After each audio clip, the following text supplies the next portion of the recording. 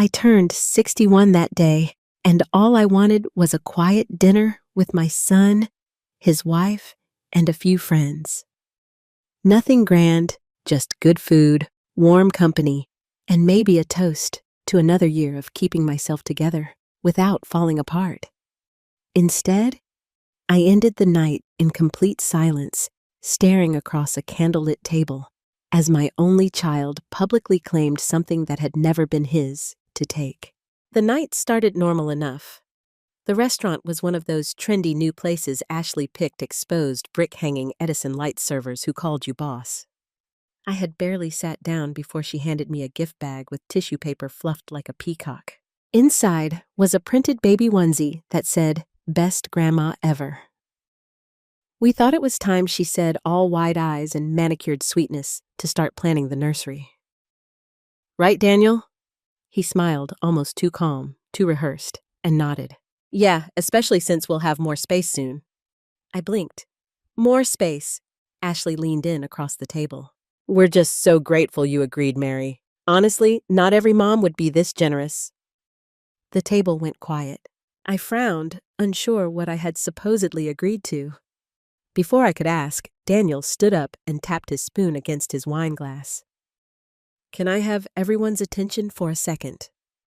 Before we begin, make sure to like and subscribe, and please tell me and others. What's one life lesson everyone should hear before it's too late? Share it in the comments below." "Thanks," he said, raising his voice just enough to make the servers pause. "Tonight's not just about celebrating my incredible mom's birthday. It's also about a big change for our family." Ashley took out her phone recording. "We're moving into Mom's apartment." Daniel beamed. "It just makes sense. She doesn't need all that space anymore, and we're starting a family. It's such a gift, honestly, so generous. Let's raise a glass to the woman who made it happen." Glasses clinked. I didn't move. My fork hung in midair, limp in my hand. He looked at me, smiling too hard. "Right, Mom." The pressure in the room snapped into place like a trap springing. "Shut!" Ashley had the camera on me. Everyone stared, waiting for my reaction. I nodded, not because I agreed, but because I panicked. My brain froze. I felt like I'd been pushed onto a stage in the middle of a performance I'd never auditioned for. I forced a smile, took a sip of wine, and waited for the room to move on. It didn't. Not really. The conversation shifted, but I sat there as the blood drained from my face, the meal turning to cardboard in my mouth. Ashley launched into how she'd redecorate the apartment, paint swatches, crib placements, taking down the old lady curtains. She laughed and said, "Of course, we'll let you visit. You can still keep your plants on the balcony if you want." Daniel added, "We'll give you plenty of time to move." No pressure. They hadn't even asked me. They'd declared, announced to my friends that my home, the place I'd shared with my late husband for 30 years, the home I'd cried in, slept in, repaired by hand after a pipe burst, was now their starter nursery. I excused myself halfway through dessert. Daniel gave me a look like I was being dramatic, but I just told them I wasn't feeling well. Ashley offered to call a rideshare. I declined.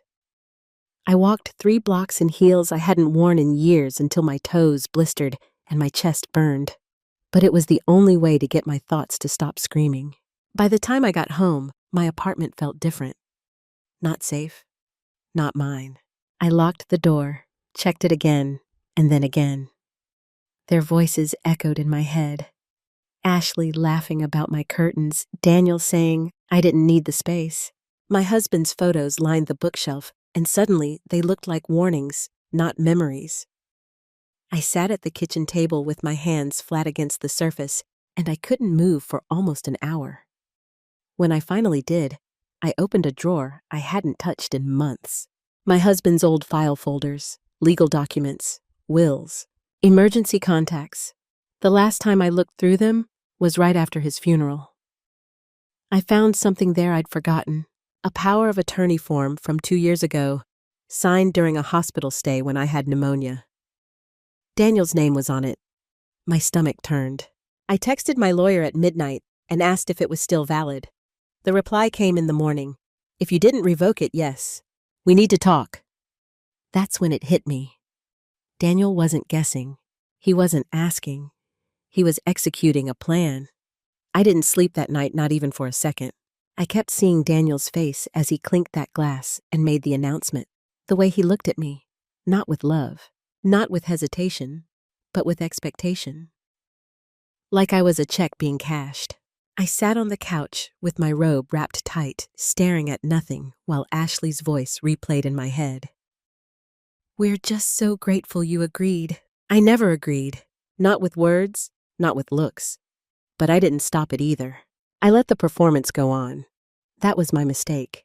And now it was already spreading. When I checked my phone in the morning, Ashley had posted a reel.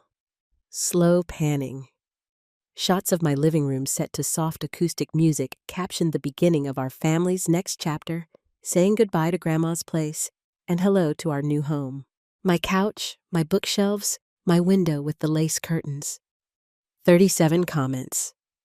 So sweet of her to pass it down. Ah, she must be so proud. I scrolled until I couldn't breathe. Daniel had already emailed me a transition plan, a list of things they wanted moved out by the end of the month, along with suggested dates for the handover and a link to a Pinterest board titled Neutral Nursery Aesthetic. There were photos of my bedroom stripped down to a crib and rocking chair. I hadn't even responded to the dinner yet.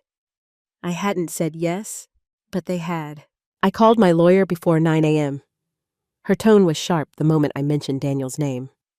On the old power of attorney, you need to come in today. I dressed like I was going to war. Pressed slacks, collared shirt shoes that made noise on hardwood. I brought every folder, every deed, every old paper I could find. She flipped through it all, lips pursed. You never revoked this, Mary. Technically, he has access to make some decisions on your behalf if you're deemed medically unable. But I'm not, I said. Correct. But if he had a doctor say you were showing signs of memory decline or exhibiting confusion even just on a form, he could use this to challenge you in court. It's rare, but it happens especially in family property disputes. My stomach dropped. She looked at me over her glasses. We need to revoke this now, and you need to be careful what you say and sign. Everything needs to go through me. Do you understand? I nodded. I didn't trust my voice. When I got home that afternoon, my key didn't work on the front gate.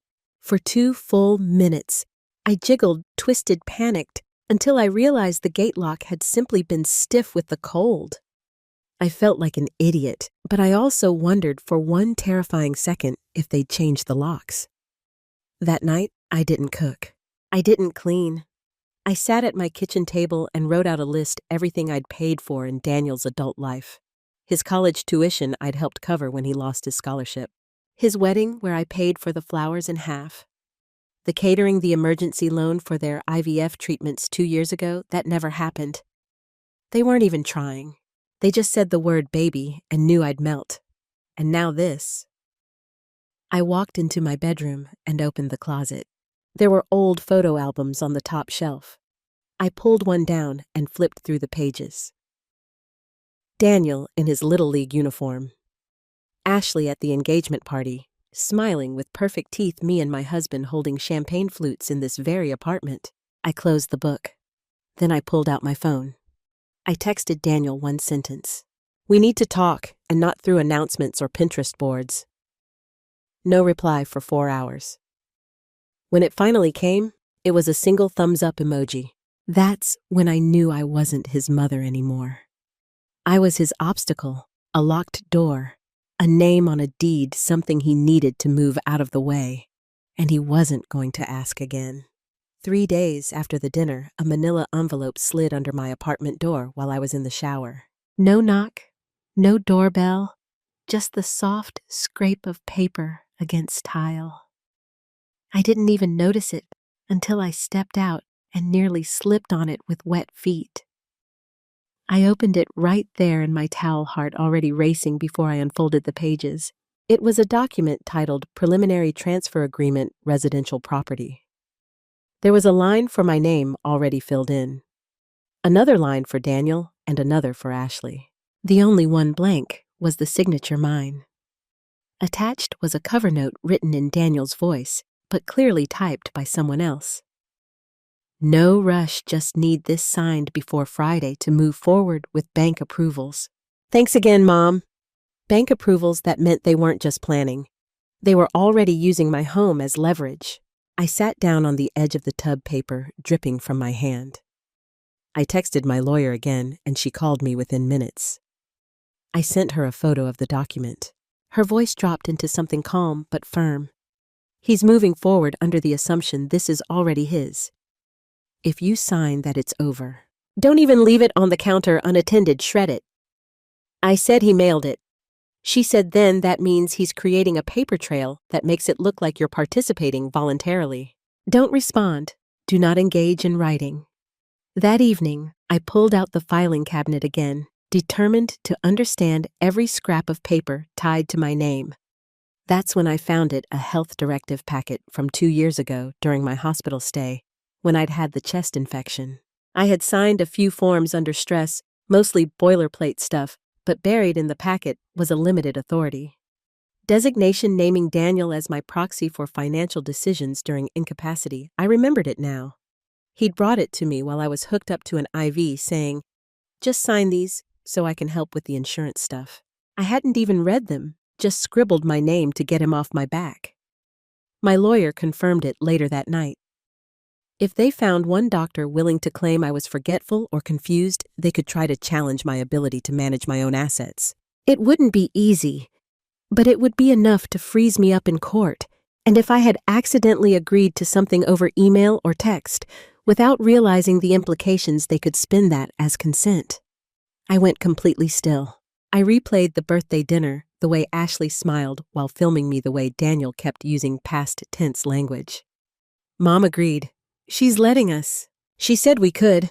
It wasn't sloppy, it was practiced, rehearsed. He was narrating a version of the truth that they'd been building behind my back. And I had let them. I spent the next morning freezing my credit, securing my bank accounts, and revoking every form of power Daniel had ever held. I removed him from my emergency contacts. I changed the password to my financial apps. I started keeping every interaction in writing and screenshotting everything.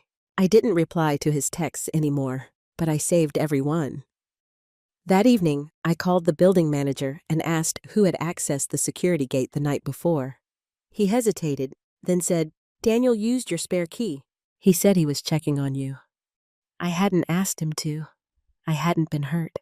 I hadn't even known he still had a spare. I asked if the lock could be changed. He said yes, but it would take a formal request. So I filed one. That night, I moved all my important documents into a metal lockbox and put it under my bed. I stopped drinking wine with dinner. I stopped taking sleep aids. I needed my mind sharp. I started journaling every single interaction I had with Daniel and Ashley in case I ever needed to prove my mental clarity. I even made a fake grocery list one night and added it to the journal to timestamp my handwriting. I wasn't being paranoid. I was being hunted. They weren't just hoping I'd hand over my home.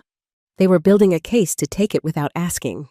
The doorbell rang 2 days later, and when I looked through the peephole, Ashley stood there smiling like nothing had happened, holding a white gift bag and a cup of iced coffee with my name misspelled on it in marker. I opened the door halfway, not enough to invite her in. "Just thought I'd stop by," she said, voice sugar sweet. "Wanted to check on you, and I brought your favorite hazelnut cream extra ice." She tried to hand me the drink, but I didn't move. "You didn't text first." She laughed lightly, brushing it off. "I figured it'd be nice to pop in. You've been quiet." I let her stand there, hoping silence might make her leave. But instead, she pushed the gift bag toward me. "It's vitamins," she said, eyes wide like a child about to share a secret. "Prenatals were hoping, but you already knew that." I blinked. "You're pregnant." She placed a hand on her stomach dramatically like she was already showing. "Just a couple weeks, we weren't going to say anything, but after the dinner." She looked down, pretending to get emotional. "It meant so much that you gave us your place. We feel like it's a sign." She wasn't pregnant. I knew it the moment she said it. Her eyes were too alert, too eager. And later, when she finally came in after I stepped aside for a second, she put her purse down and went straight to the kitchen. opened the fridge, pulled out a sparkling water, and drank it without checking the label. No one worried about caffeine or carbonation that casually if they were newly pregnant and anxious. But I didn't say anything. I just watched. She started walking through the apartment like it already belonged to her, talking about where the crib would go, how she'd repaint the walls, how she might knock out the narrow hall closet to open the space. I stood in the corner of the living room, frozen, listening to her redesign my home like she was flipping it for resale. "This bookshelf," she said, running her fingers along the top. "We can donate it, right?" "It's a little outdated. My husband built that bookshelf with his own hands 31 years ago." I didn't respond. She went on opening drawers, peeking into the laundry room, commenting on what furniture was worth keeping. I followed her silently into the hallway. "We should probably convert this room into a nursery sooner than later," she said, gesturing toward my sewing room. "You know, before you get tired of climbing stairs, babies need a calm environment, not clutter." That was when something in me finally snapped. But I still didn't yell. I just asked Ashley, "When did your doctor confirm the pregnancy?" She blinked fast, caught, then laughed awkwardly. "It's too early for tests. I just know, so no ultrasound, no blood work." "I mean, we're going Monday," she stammered. "Anyway, you'll be the first to know, obviously. The word rang in my ears like an insult. I watched her take her sparkling water back to the living room and scroll on her phone while her purse sat open on the kitchen counter. Inside, I saw a manila folder. I waited until she was in the bathroom. When I peeked in, I saw copies of my apartment floor plan labeled with new furniture placement and a printed Zillow estimate of its current value. She was staging the property. They hadn't moved in. They were flipping it in their heads, maybe even to someone else. I snapped a photo of the documents, returned the folder quietly, and sat on the couch before she came back out. "Do you want to stay for dinner?" I asked. She looked shocked, then smiled. "Sure, that'd be so nice. Should I call Daniel?" I said no, just us. I served her frozen pasta and stale wine, let her get comfortable. Then I watched her leave around 8, still smiling, still talking about color palettes and baby names, completely unaware. I had seen what was in her bag. I locked the door after her and pushed my heavy sewing machine in front of it. I wasn't scared. I was focused. I opened my phone, scrolled through my screenshots, and started a new folder called Proof. This wasn't family. This was fraud. And now I had evidence. The next morning, I woke up before sunrise and started packing. Not with boxes, but with information. I called my old friend Iris, a retired real estate agent who now lived 3 towns over and mostly spent her days tending roses and ignoring her ex-husband's texts. Iris didn't ask why I was calling at 6:11 a.m., just said, "Talk to me." And I did. I told her everything. Every step from the birthday dinner to Ashley's fake pregnancy, the documents in the purse, the forged narrative they were spreading like a family fairy tale. Iris listened without interrupting, then said, "You need to get out before they realize you've caught on." She offered to help me list the apartment quietly through her network of private buyers. No public listings, no online photos, just word of mouth among serious cash clients. "You'll get a little less," she said, "but it keeps them from interfering or contesting the sale before it closes." I agreed immediately. The next 3 days, I played dumb. I texted Daniel, short, friendly replies. I liked Ashley's new nursery photos on Instagram. I posted a picture of my dinner one night: meatloaf and mashed potatoes with a caption about how nothing beats home cooking. I wanted them to believe I was still docile, still soft. Meanwhile, I booked an inspection for a small property. I found through Iris a 2-bedroom cabin 2 states away in a lakeside retirement town where no one knew me and no one owed Daniel anything. The listing photos showed an outdated kitchen and a cracked patio, but I didn't care. It was private. It was mine. The seller was a widower looking to downsize and agreed to sell for cash if I didn't haggle. We shook hands the next day. While Daniel thought I was watching cooking shows, I was coordinating a wire transfer and scheduling movers for furniture I hadn't told anyone I was taking. I hired a man from Church Frank who had a truck and didn't ask questions. He boxed up my husband's old workshop gear, the heirloom dishes, and the boxes of photos from the attic all in one day. I told the building superintendent I'd be traveling indefinitely and not to share anything with family unless I gave permission. He raised his eyebrows, but nodded. Then I went down to the leasing office and changed my emergency contact to Iris. I changed my mailing address to a P.O. box in the new town, started forwarding mail through USPS with a random start date 2 weeks later so they wouldn't notice. The gap. I even called the electric company and set a shut-off date under the excuse that I was moving in with a relative for medical recovery.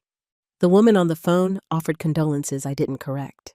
Every day, I kept a neutral face, a gentle tone. I let Daniel believe I was weak. I let Ashley believe I was grateful. But behind their backs, I was unraveling their whole plan.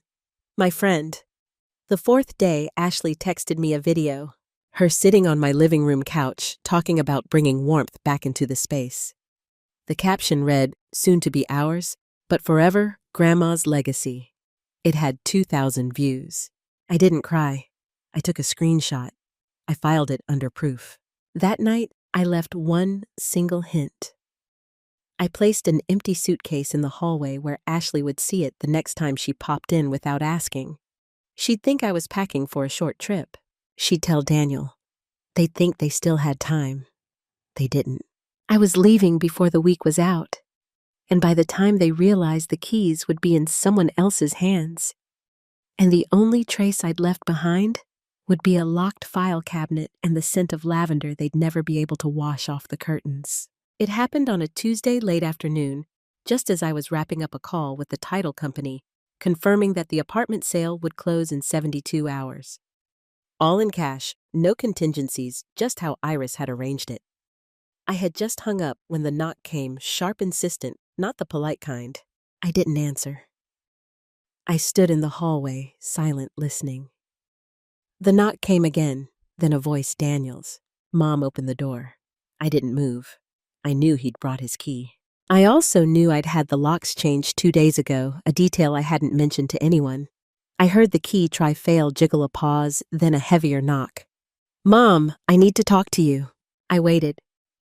Eventually, he stopped trying the lock and just started talking through the door. Look, you're not answering my texts, and Ashley's freaking out. We need to know what's going on. I didn't reply. I just leaned against the wall, arms folded. We found out about the realtor, he said, tone shifting. Iris called someone we know. You're selling the place? Are you serious? Silence. You're sabotaging your own family. Do you understand that? More silence. Then his voice got lower, quieter, like he thought I was standing right there. If you don't open this door and talk like an adult, I swear to God, I'll do what I have to do, legally. He left after that, but he left something behind. An envelope shoved through the doorframe almost exactly like the one I'd gotten before. Inside was a formal notice typed and printed. A request for transitional occupancy review signed by a legal assistant from a firm I didn't recognize with a highlighted section that said, pending potential medical guardianship claim. I took the paper, placed it on the table, and called my lawyer. She answered before the second ring. I read the sentence aloud. She sighed. They're escalating. They're going to try and challenge your competency. They're not just pushing, they're building a case.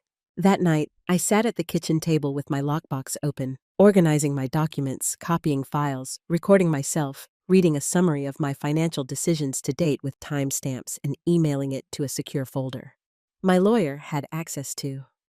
I attached a list of every transaction, every screenshot, every text. I narrated why I had done each thing clearly without stammering with dates, times, and references. I showed the sale agreement, the purchase offer on the cabin, the inspection report. It was exhausting, but it had to be airtight. I wasn't just protecting my assets, I was protecting my mind. Because the moment someone says you're forgetful, people stop listening to what you actually remember. The next day, Ashley showed up alone. She didn't even knock. She stood in the hallway, yelling loud enough for neighbors to peek through. "They're blinds. We're trying to grow our family and you're being cruel!" she screamed. "You said we'd have a home. You said we were welcome." She pulled out her phone and I saw the little red light blinking. She was filming. I opened the door just enough to be seen, but not enough to be heard clearly. And I said only one word, "Leave." Her video caught that, just that. Her crying me looking cold. That night, a video went up on her account titled, "When Family Betrays You, a Pregnancy Without a Home."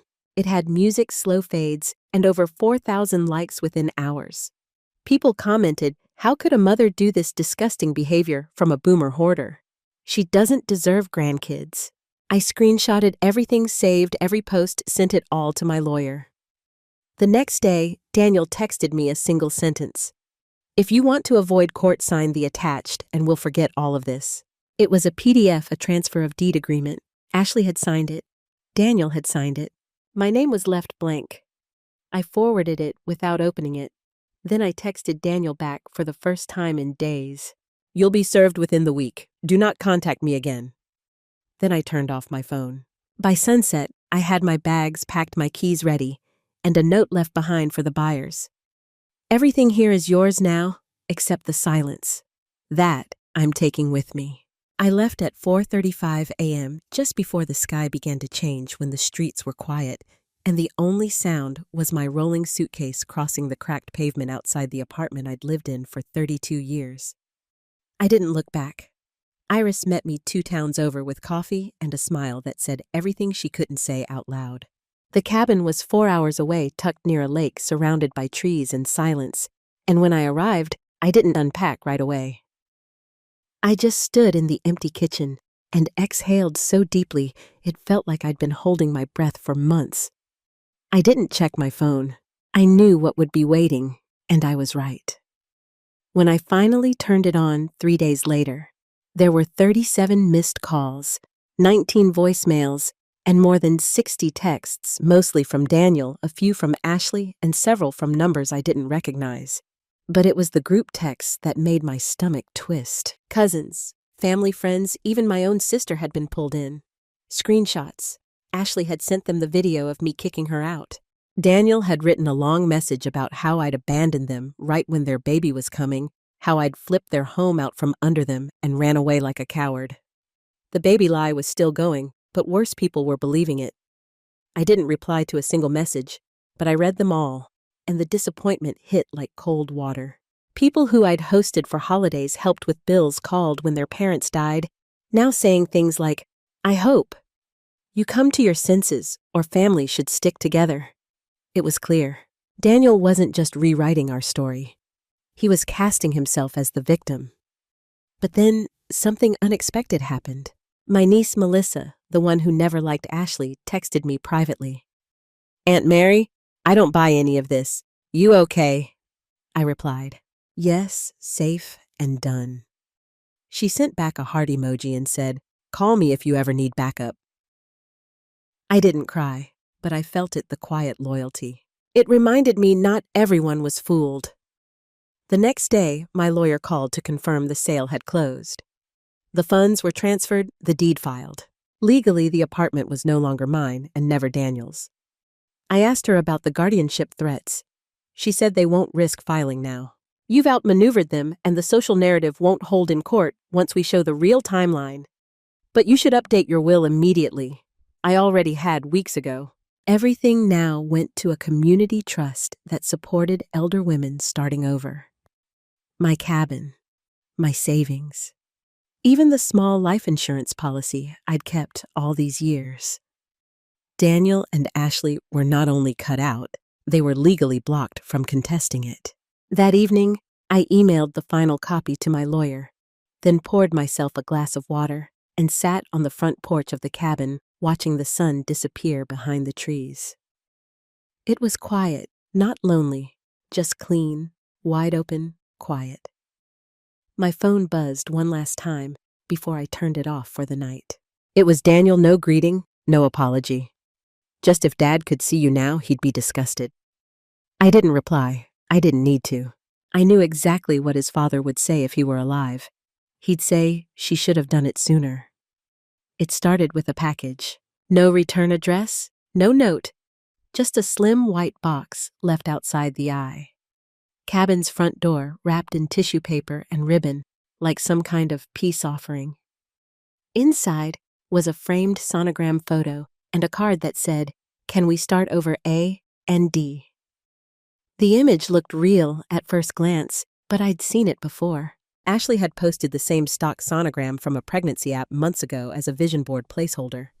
They had printed a fake, mailed it, framed it. I set it on the counter without touching it again. 2 days later came the email subject line dinner message body. "We'll be in your area this weekend. Let's just talk. No pressure. Just family." I didn't respond.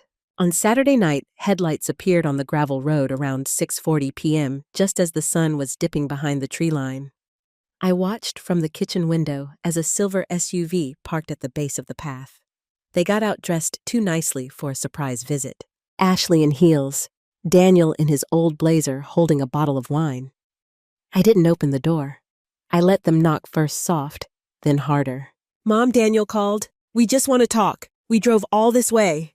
I stood inside with the lights off, hands resting on the back of the chair, not moving, not reacting. Ashley's voice joined his suddenly cracking with false emotion. "You're shutting out your grandchild," she yelled. "Is that what you want?" I didn't reply. I didn't need to. They stood outside for 22 minutes. I timed it.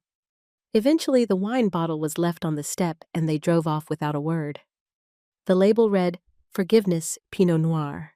I poured it down the drain. That night, Daniel sent one final message. "You win. Hope it was worth losing your family." I didn't reply. I simply screenshotted it, added it to the folder, and deleted his contact for good. The next morning, I had coffee with my new neighbor Claire, who had moved to the area after divorcing her husband of 40 years and starting a tiny soap business out of her garage. She laughed when I told her about the fake sonogram. "People get bold when money's involved," she said, "but you didn't give them what they wanted. That makes you dangerous to them now." I nodded. Dangerous felt new. It felt right. That week, I bought a new garden bed, planted thyme and mint, and joined the local co-op.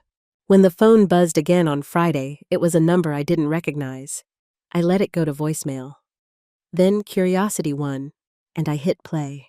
It was Ashley. "Hi, Mary, it's me. I know things got messy, and I just wanted to say we're still hoping to keep a door open for the baby for the future. Please call." I deleted it because the only door that mattered was the one they could never walk through again. It wasn't a dramatic affair, no mahogany office or gasps from shocked relatives. Just a quiet meeting over black coffee at my lawyer's desk on a cloudy Thursday morning, the final signature sealing what I'd already known in my bones. Daniel and Ashley were officially cut out of everything. No fallback clause, no vague reconsideration. Just a clean binding document stating that every asset I owned, from my cabin to my savings to the silver photo frame on my nightstand, now belonged to a community endowment I created in my husband's name, dedicated to supporting older women escaping financial or emotional abuse from their families. My lawyer, Annette, slid me a hard copy as she double-checked each page. "It's done," she said. "If they challenge it, they'll lose. The paper trail is unbreakable." I nodded and took the folder, feeling the weight of it like armor. 2 days later, Melissa called. "I think Daniel knows," she said. "He's been posting those passive-aggressive quote images again. Betrayal always comes from the ones closest to you kind of stuff." And Ashley changed her Instagram bio to chosen family only. I laughed for the first time in weeks, short and hard. "Let them quote," I said. "They lost the right to my name when they tried to steal it." A week after that, I got a letter from the charity's board confirming the account had gone live under the name The Quiet Exit Fund, with my first deposit already allocated. I reread the paperwork twice before tucking it into the cabinet beside my tea mugs. That night, I opened a bottle of sparkling water and sat outside, as the breeze came off the lake, scrolling through photos of the apartment I no longer owned. A new family had moved in, young, simple, normal. No nursery plans, no manipulation, just smiles in a clean living room, no filters. And in the background, I saw the old bookshelf my husband built still standing. They hadn't torn it down. They'd placed plants on it. It felt like closure. My phone buzzed again later that night. A message from Daniel's old college roommate of all people. Saw what they did. You were right to cut them off. Wish my mom had done the same before my sister drained her dry. I replied with a simple thank you. Because the truth was, I hadn't just protected myself. I'd put a name on something millions of people lived through and never talked about. I was done being quiet. And while they stewed in their echo chambers of fake grievances, I had rewritten the ending they thought they were entitled to write. I didn't give them a fight. I gave them silence. And that, I was learning, was louder than anything they could scream. 6 months later, I stood on the back porch of my cabin, barefoot, with my hands wrapped around a warm mug of mint tea grown from the planter box I'd built myself, watching a line of birds trace the sky like a string being pulled across the lake. I hadn't heard from Daniel or Ashley in over 2 months, not since the final legal notice went through, barring them from contacting me about any inheritance or estate matters. They didn't contest the will. They didn't try again. I think they finally understood I was gone. Not just physically, but entirely. As if the version of me they'd once manipulated had packed her bags and disappeared forever. I spent my days differently now. Mornings in the garden, afternoons volunteering at the community center, evenings learning how to play chess with Claire, who swore I had a killer instinct under all that politeness. I'd made friends, real ones, who never asked about money, who didn't smile only when they needed something. The cabin had become more than a retreat. It was a restart. I cooked again. I laughed out loud. I slept without clutching my phone like a weapon. The day before my birthday, I got a letter from Melissa with a photo of her newborn daughter and a note that simply read, "If she grows up to be half as strong as you, I'll have done something right." I pinned it to the fridge with a magnet shaped like a sunflower and cried the quiet kind of tears that don't sting, the kind that rinse the last of something away. That evening, I sat at the table and wrote a check to a shelter that helps older women escaping financial control, signed it, and sealed it with the words, "Use it well, she got out." As the sun dipped behind the trees and the breeze moved gently through the wind chimes I'd hung from an old pine hook, my phone buzzed once more, an unknown number. I didn't flinch. I didn't even look. I powered it off and slid it in a drawer. I didn't need it anymore because this life I had built with no audience, no performance, no one clapping for something they helped break was finally mine. The cabin was quiet, and so was I. And for the first time in years, that silence didn't feel like something missing. It felt like peace, permanent, final, exactly how I wanted it. Exactly what they were never going to touch again.